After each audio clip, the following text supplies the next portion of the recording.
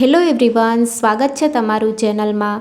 આજે આપણે બનાવીશું તહેવારો માટે અથવા તો રૂટીનના નાસ્તા માટે મસાલા સ્ટીક। સૌથી પહેલાં મિક્સિંગ બાઉલમાં અડધો કપ ઘઉંનો કરકરો લોટ ઉમેરીએ, જેનાથી એકદમ ખસ્તા તૈયાર થશે। સાથે 2 કપ ઘઉંનો ઝીણો લોટ જે રોટલી માટે વાપરીએ એ ઉમેરીએ। 3 ચમચી કસૂરી મેથી ઉમેરીએ। સાથે અડધી ચમચી અજમાને ક્રશ કરીને ઉમેરીએ।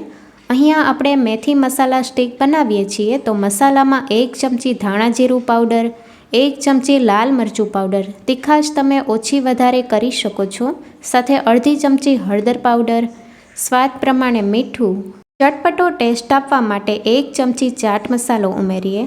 સાથે 2 ચમચી સફેદ તલ અને એકદમ ખસ્તા તૈયાર કરવા માટે અહીંયા 1 ચમચી જેટલું ઘી ઉમેરીએ।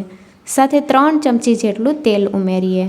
તો તમારે એકલું ઘી ઉમેરવું હોય તો એકલું ઘી ઉમેરી શકો છો, અથવા ઘી સ્કીપ કરીને તેલનું મોણ પણ દઈ શકો છો। મસાલા અને મોણ લોટમાં સારી રીતે મિક્સ કરી લઈએ। તમે જોઈ શકો છો સારું એવું બાઇન્ડિંગ આવે છે, મોણનું પ્રમાણ પણ એકદમ બરાબર છે। તો હવે આપણે જરૂર પ્રમાણે પાણી ઉમેરીને કઠણ લોટ બાંધી લઈએ। કપ અથવા વાટકીના માપથી લોટનું પ્રમાણ લીધું હોય એ વાટકીના માપ પ્રમાણે 1 વાટકી અથવા તો 1 કપ પાણી લેવાનું છે અને આ રીતે લોટ બાંધી લઈએ। તો છેલ્લે હું તમને કહીશ કે કેટલા પાણીની જરૂર પડી છે। તો આ રીતે લોટ બાંધવા માટે 1 કપમાં આ રીતે 2 ચમચી જેટલું પાણી વધ્યું છે।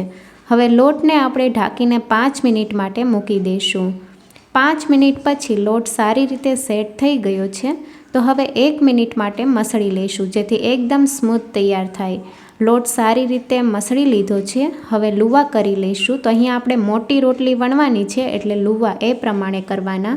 હવે પાતળી રોટલી આપણે વણી લઈશું। તો અહીંયા સૂકા લોટની જરૂર લાગે તો ઉમેરવાનો, પણ લોટ થોડો કઠણ છે એટલે સૂકા લોટની જરૂર નહીં પડે। અને એકદમ પાતળી રોટલી તૈયાર કરવાની, જેથી એકદમ ક્રિસ્પી સ્ટીક તૈયાર થશે। રોટલીની થિકનેસ તમે જોઈ શકો છો, પતલી છે। હવે સ્ક્વેર શેપમાં તૈયાર કરી લઈશું। તો નાઇફની મદદથી કટ કરી લઈશું। નાસ્તા માટે જો તમારે મેંદાનો ઉપયોગ ન કરવો હોય તો તમે આ રીતે ઘઉંના લોટનો નાસ્તો પણ તૈયાર કરી શકો છો। તો હવે સ્ક્વેર શેપમાં રોટલી તૈયાર કરી લીધી છે અને હવે ઊભી લાઇનમાં અને આડી લાઇનમાં પીસ કરી લઈશું। તો તમે ટ્રાયંગલ શેપમાં પણ તૈયાર કરી શકો છો, અથવા તો સ્ક્વેર શેપ પણ આપી શકો છો। અહીં આપણે સ્ટીક બનાવી લીધી છે। હવે કાંટા ચમચીની મદદથી હોલ કરી લઈએ, જેથી જ્યારે આપણે સ્ટીક ફ્રાય કરીએ ત્યારે ફૂલે નહીં અને એકદમ ક્રિસ્પી તૈયાર થાય। તો બધી સ્ટીકમાં હોલ કરી લીધા છે।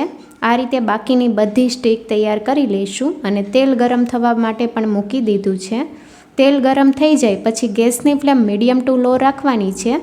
સ્ટીકને ફ્રાય કરતી વખતે તેલ મીડિયમ ગરમ હોવું જોઈએ। જો વધારે પડતું તેલ ગરમ હશે તો સ્ટીક પોચી રહેશે, એટલા માટે આપણે મીડિયમ ગરમ તેલમાં ફ્રાય કરવાની છે। એક બાજુથી સરસ એવી ક્રિસ્પી થાય એટલે પલટાવી લઈશું અને બંને સાઈડથી ક્રિસ્પી થાય ત્યાં સુધી થવા દઈશું। હવે જારાની મદદથી કાઢી લઈશું। બાકીની સ્ટીક પણ આ રીતે ફ્રાય કરી લઈશું। તો સ્ટીક ઉમેરી દીધી છે અને સરસ એવી ક્રિસ્પી થાય ત્યાં સુધી થવા દઈશું। ઘઉંના લોટમાંથી એકદમ ખસ્તા સાથે ક્રિસ્પી મેથી મસાલા સ્ટીક તૈયાર છે। સર્વિંગ પ્લેટમાં સર્વ કરીશું। તમે ચા સાથે સર્વ કરી શકો છો। મેથી મસાલા સ્ટીકની રેસીપી કેવી લાગી કમેન્ટમાં જરૂરથી જણાવજો અને નવી રેસીપી જોવા માટે ચેનલને લાઇક, શેર અને સબસ્ક્રાઈબ કરો। Thank you for